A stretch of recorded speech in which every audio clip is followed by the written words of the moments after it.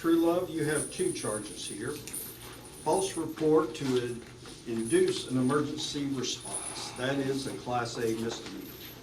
The second charge is tampering with physical evidence. That's a third-degree felony.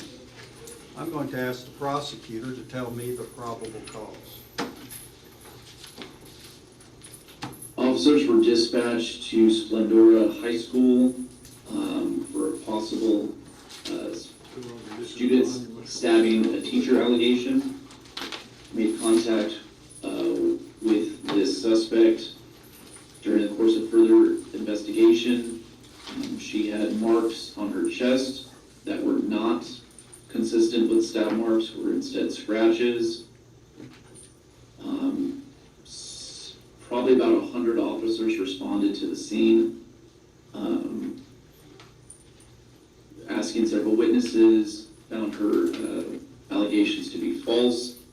In the course of her detention, she made furtive movements under her shirt, at which point a razor blade fell to the floor, which had been concealed on her person.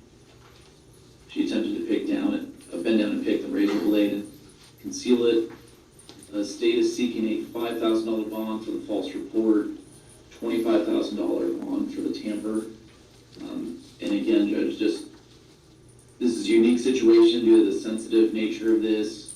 There are many dozens, if not hundreds of people in the community concerned about this case.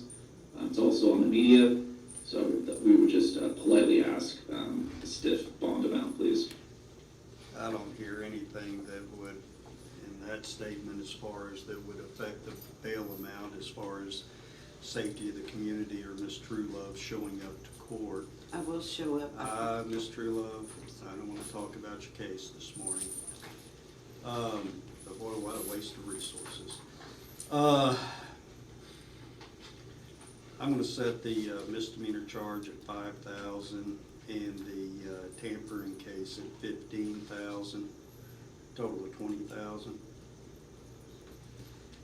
There's also going to be conditions, pretrial conditions, and amongst those conditions, well, Ms. Truelove, let me ask you some questions. Who do you live with? Do you live with family or by yourself? I live by myself, around family.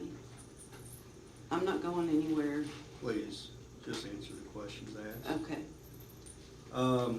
I'm also going to have her placed on the mental health caseload over probation.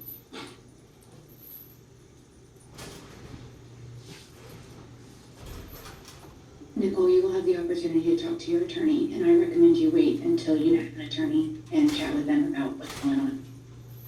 And there will be a GPS monitor placed prior to the release. Ms. Truelove, do you want another judge to review all of that on Monday? No, thank you. And do you want... Judge. Yeah. I apologize, and I'm not trying to be difficult. I believe I've been asked to ask, could we ask her to not revisit the property or stay 200 yards away from the property, please? Because it is a primary school. Let's just say any Splendora ISD properties.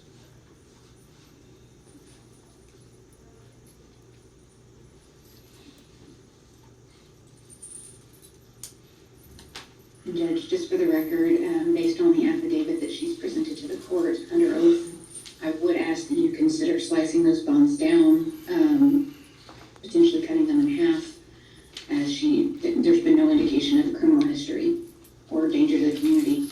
No, there is criminal history. Okay, Ms. Truelove, do you want to request a court-appointed lawyer? No, thank you. Or, Second? yes. Okay, yes on lawyer? I'm sorry, yes, I need a lawyer. Step over here for me. Okay. Thank you.